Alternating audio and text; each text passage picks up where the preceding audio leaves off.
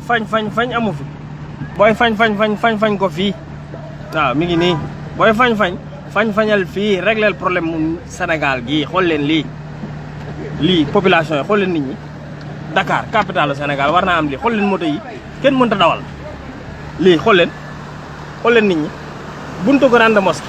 ñu yor seen làmmiñ nekk jam ñaajo di fo di sonal nit ñi alors que lii doo nga mënuñu ko régler